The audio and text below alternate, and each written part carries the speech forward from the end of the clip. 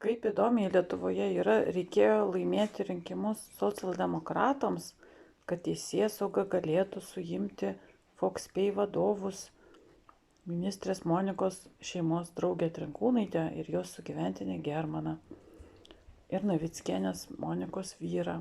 Pačios Monikos man aišku gaila, mokėmės kartu, vienam suolė sėdėjom, vieną vairavimo mokyklą lankėme. Ir man atrodo, kad jinai paėmė tą jos telefoną, bet jinai paėmė telefoną, tai čia kardoma kokia tai priemonė. Jeigu nėra kardomų priemonių, jinai turbūt išvyko iš Lietuvos. Tai čia Seimo kadencijos, kiek čia liko iki naujų narių inauguracijos, labai nedaug. Išvyko turbūt. Gal viso pikto kažkur, gal į Dubajų, gal į Maldyvus. Bet kokią apgailėtiną teritoriją, čia nesiverčia liežuvis įvardinti kitaip, kad teisėsauga turi laukti, kad valdantieji pravirs, ir jie nedaug yra pravirtę, jie gali vėl grįžti po antro turo. Ir teisėsauga dabar 2 savaitės naudojasi situaciją, bet pažiūrėkite į tuos unabomberius, kur čia bandė nunešti kaimą. Tai jie irgi naudojasi situaciją, kol dar konservatoriai valdžioj, pasinaudokim situaciją, pabambioškinkim, nes vėliau turbūt nebus įmanoma prie socialdemokratų. Tai aš taip aukštai socialdemokratų nevertinau iš tikrųjų. Bet net ir mano tėtį, priminsiu, ligoninėje paliko tik dėl to, kad laimėjo socialdemokratai. Jau jį vėl pirmadienį išrašys. Viskas, jau tarėsi, jau praėjo 7 dienos, jau reikia išrašyti. Ir antradienį staiga spragt pirštukais nebeišrašo. Vėl į mirtį būtų išrašę, į nusistekenimą. Ar gali žmogus sunkiai sergantis pats save prižiūrėti? Slaugoje vietų nėra. Anksčiau reikėjo mąstyti, dabar slaugose vietų nėra. Ir žmogų reikia atstatyti, kad susišnekėti, yra mokamų slaugų, mokamų sanatorijų. Reikia atstatyti žmogų. O ne truputį apgydo ir išmeta.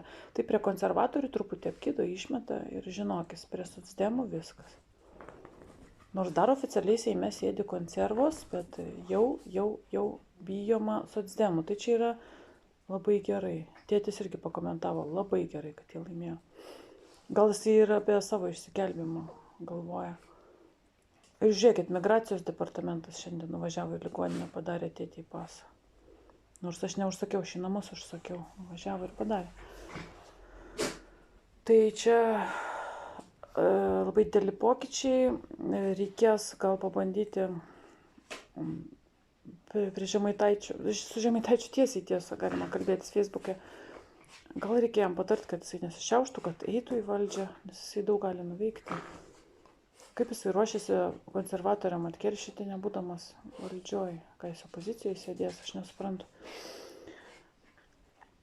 Bilius labai nuveiktų, mūsų pažįstamas draugas, gal net ministras geras būtų, sporto, kultūros. Tvirtas žmogus yra, šitoks puolimas buvo santechnikų KGB išvadintas. Bet grįžkime prie tos bylos. Atsimenate, kaip tenais Vtekas nepradėjo tyrimo prieš Moniką? Nes dar jie Seime.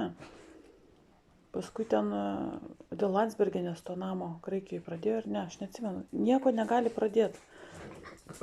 Visi nori gauti milžiniškas algas.